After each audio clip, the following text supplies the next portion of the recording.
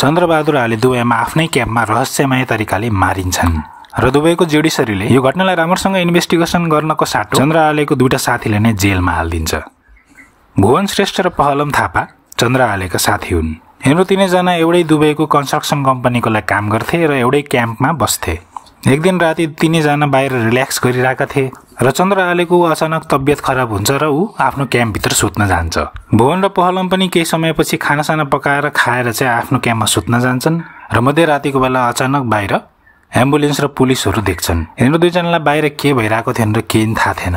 यो मर्डर केसमा त्यही क्याम्पमा बस्ने 10-15 जनालाई पुलिसले आफ्नो कस्टडीमा लिन्छ र अरू सबैलाई केही दिनपछि छोडिदिन्छ, तर भुवन र पहलमलाई जेलमै राख्छन्। त्यो क्याम्पको इन्चार्जले पनि यी तीनजना धेरै जस्तो सँगै समय बिताउँछन्, त्यही भएर तपाईँले यिनीहरूलाई नै इन्भेस्टिगेसन गर्नुहोस् भनेर पुलिसलाई भन्छ। भुवन र पहलमले 26 दिन जेलमा बसेपछि थाहा पाउँछन् कि उनीहरूलाई जेलमा आलेको मर्डर चार्जमा राखिएको छ। केही दिनपछि दुबईको कोर्टले पनि यिनीहरू दुवैलाई दोषी करार गर्छ र चन्द्र आलेको परिवारलाई दुईटा चोइस दिन्छ कि तपाईँलाई यिनीहरू दुईटाको एक्जिक्युसन चाहियो या यिनीहरूसँग तपाईँलाई ब्लड मनी दिलाइदिउँ। ब्लड मनी भनेको यस्तो पैसा हो जुन चाहिँ मृतकको परिवारलाई दिलाइदिन्छ कोर्टले मान्छे मारेको अभियोग लागेको व्यक्तिसँग मागेर। चन्द्र आलेको परिवारले चाहिँ पैसा माग्छ 1.5 करोड र कोर्टले यी दुईटालाई 55 लाख ब्लड मनी दिनु भनेर अर्डर दिन्छ। यो केसमा यी दुईजनाले आफ्नो इनोसेन्स प्रुभ गर्ने चान्सै पाएका थिएनन्। जजले पनि यिनीहरू दुईटाको एउटा कुरा पनि सुनेका थिएनन्।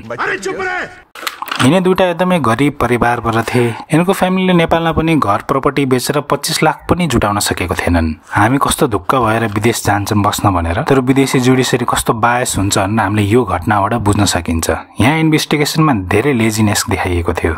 जेलमा बस्दा बस्दै यिनले थाहा पाउँछन् कि थुप्रै व्यक्तिहरू ब्लड मनी तिर्न नसकेर जेलमा मर्न परेको थियो। केही समयपछि यिनीहरूको परिवारले नेपालमा चाहिँ चन्दा उठाएर 55 लाख त उठाउँछन् र आलेको परिवारले नि पुरै पैसा पाउँछ र यी दुईजना नेपाल फिर्ता हुन्छन्। तर भुवन बहादुर आलेको मृत्यु कसरी भएको थियो भनेर अहिलेसम्म पत्ता लागेको छैन।